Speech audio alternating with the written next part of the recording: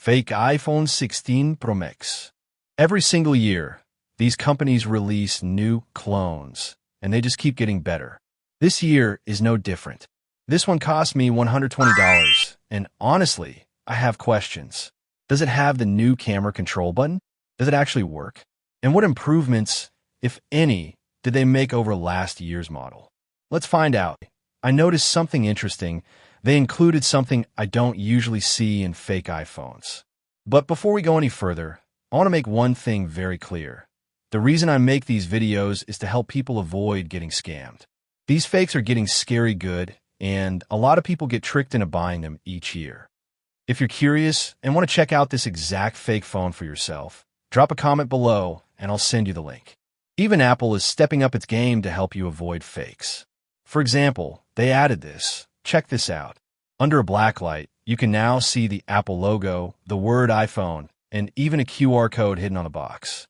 There's another one down here as well. So, how the fake iPhones caught up? Let's check the box. Nope, still no blacklight markings. That's a good sign. This is still a quick and reliable way to spot a fake box, although I wouldn't rely on it 100%. Here's the scary part. You can't spot this fake by checking the IMEI or serial number. They both come back as real on every website, including Apple's official checker. So if you rely on that alone, you'd think you just scored a legit iPhone.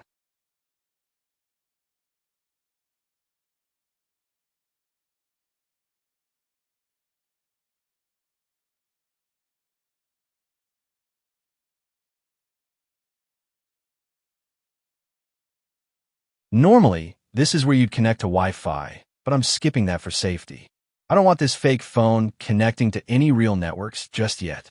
Even without Wi-Fi, the setup process continues just like a real iPhone. Next, I skip Quick Start and Apple ID setup, create a passcode, and breeze through the usual steps: Face ID setup, location services, Siri, and screen time. All the menus and animations are identical to the real thing. It's kind of funny. The phone is buffering like an Android. Not exactly the smooth Apple experience we're used to. And just like that, we're in. The home screen pops up looking exactly like a genuine iPhone 16 Pro Max, complete with the default apps and wallpaper. It's honestly scary how convincing this is. Let's head into settings and check out the About section. At first glance, everything looks just like a real iPhone. The model name shows iPhone 16 Pro Max. The software version looks correct, and even the storage capacity and serial number are displayed. This is where most people get tricked because all of this information looks completely legitimate. But remember, this is all just software, and it can be faked really easily. Now let's take a closer look at the back cameras. And honestly, this is where the illusion starts to fall apart. The camera rings look a bit cheaper, the finish isn't as clean, and overall it just doesn't have that premium Apple feel. Now let's swipe around the home screen. And honestly, this is surprisingly smooth for a $120 clone.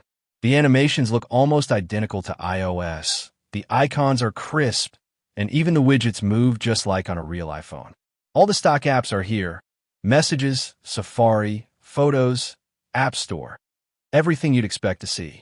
If you handed this to someone who isn't super tech savvy, they'd probably think it a real iPhone just from the way it feels and looks. That's how convincing this fake OS has become. And yes, the new camera control button actually works perfectly. Pressing it instantly opens the camera, just like on the real iPhone 16 Pro Max. Let's take one last look around the phone. Honestly, it looks really good. The sides have that polished finish, the buttons feel solid, and from a distance, no one would guess this is a $120 clone. If you just want something to show off and flex on your friends, this would definitely do the trick. And if you want to see what's really inside this thing, drop a comment below. I'll make a teardown video and we'll see how it's built on the inside. I also tested to see if it had wireless charging or MagSafe built in, but unfortunately, no luck. Neither of them work, which is a bit disappointing, but not surprising for a $135 clone.